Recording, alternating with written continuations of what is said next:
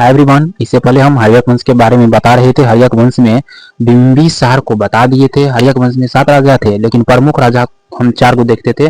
बिंबिसार, अजातशत्रु, उदयन देखने को मिलता। ठीक है, हर्यक वंश का कालखंड 544 ईसा पूर्व से लेकर 413 ईसा पूर्व देखने को मिलता है, जिसमें बिंबिसार का कालखंड आता है 544 ईसा पूर्व से लेकर 492 ईसा पूर्व देखने को मिलता है। अजातशत्रु को भी नेक्स्ट वीडियो में पढ़ लिए थे, 492 ईसा पूर्व से लेकर 460 ईसा पूर्व अजातशत्रु। उसके बाद तीसरा नंबर का शासक आता है उदयन, जो ये बिहार के लिए वर्तमान रूप से बहुत इंपोर्टेंट देखने को मिलता है, क्योंकि बिहार सर किसी ने बताया। चलिए देखेंगे, तो 461 ईसा पूर्व से लेकर 444 ईसा पूर्व देखने को मिलता है उदयन का कालखंड। ठीक है, उदयन, तो देखिए उदयन जो था यह एक परिवर्तन किया था अपने शासन समय काल में। तो उदयन का समय काल कब से कब देखने को मिलता है? तो उदयन का समय काल देखने को मिलता है कब से?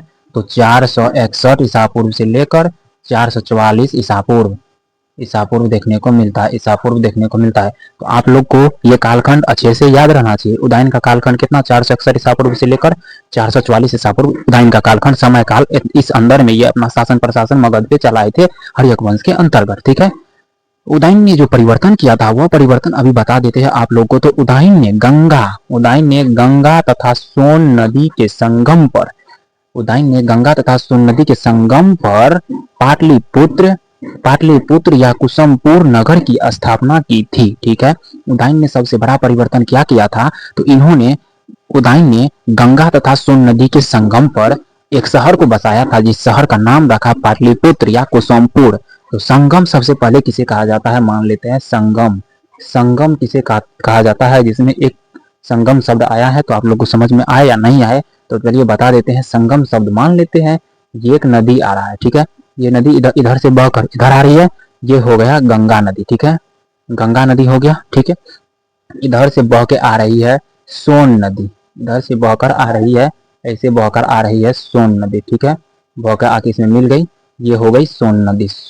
ठीक है, सोन नदी। ठीक है, ये सोन नदी हो गया। ये गंगा नदी देखने को मिलता है। ये जो संगम, जिस क्षेत्र पर गंगा में आके मिला, इसी क्षेत्र को संगम कहा जाता है। ये क्षेत्र को संगम कहा जाता है। संगम अर्थात सभी जगह से आकर एक जगह आती हुई सभी जलधारा मिलती हो, उसे हम संगम कहते हैं। संगम किसे कहेंगे? एक नदी बढ़ रही है जिसे गंगा माने हैं, दूसरी नदी सोन नदी आकर मिला, इसी क्षेत्र में। कौन सा क्षेत्र? उदयन ने एक नगर की स्थापना की थी, तो उस नगर का स्थापना की थी, जिस नगर का नाम रखा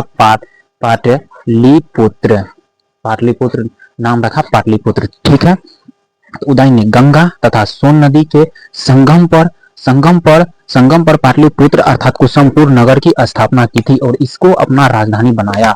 इसने अपना राजधानी भी बनाया, अर्थात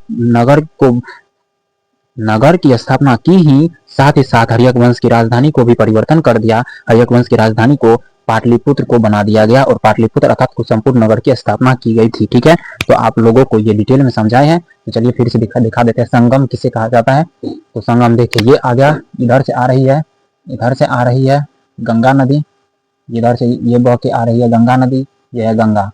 ठीक है, गंगा नदी, ये गंगा नदी इधर से बह के आ रही है सोन नदी, ये हो गई सोन नदी। ठीक है, सोन नदी है। ठीक है, ये इधर से बह के आ रही है, इधर से बह के आती हुई ये गंगा नदी बह के आ रही है, इस क्षेत्र से ऐसे करके जा रही है, ये आ गई सोन नदी बह के आ रही है। जिस क्षेत्र पे मिला उसी क्षेत्र को संगम कहा जाता है। संगम कहा जाता है, अर्थात इसी क्षेत्र को संगम कहा जाता है। और इस क्षेत्र को बसाया उदयन ने, तो उस क्षेत्र का नाम क्या रखा? तो पाटलिपुत्र। उदयन ने क्या नाम रखा? तो उदयन ने उस क्षेत्र का नाम रखा और उस शहर का बसाया था। उस शहर का नाम था पाटलिपुत्र। शहर के नाम रखा पाटलिपुत्र या कुसुमपुर भी इसको कहा जाता है। कुसुमपुर भी कहा जाता है। और उदयन ने एक और परिवर्तन कर दिया, हर्यक वंश की राजधानी को हर्यक वंश की राजधानी भी पाटलिपुत्र को बना दिया। ठीक है, हर्यक वंश की पाटलिपुत्र। आप लोगों को एक बात याद रखना है, 2 बात याद रखना है उदयन के शासनकाल में। तो पहला आ जाएगा उसका शासनकाल 461 ईसा पूर्व से लेकर 444 ईसा पूर्व देखने को मिलता है। इसने 2 परिवर्तन किया। कौन सा नदी? गंगा नदी, सोन नदी, अर्थात गंगा तथा सोन नदी के संगम पर एक शहर की स्थापना की, जिस शहर का नाम था पाटलिपुत्र या कुसुमपुर रखा, उसकी स्थापना की और हर्यक वंश की राजधानी परिवर्तन कर इसी क्षेत्र को बना दिया, पाटलिपुत्र को राजधानी। ठीक है, ये जो पाटलिपुत्र है, ये पाटलिपुत्र वर्तमान में बिहार जाना जाता है, बिहार के नाम से जाना जाता है। जो बिहार आप लोग बिहार के नाम से सुनते होंगे, हम भी बिहार के रहने वाले हैं, ठीक है।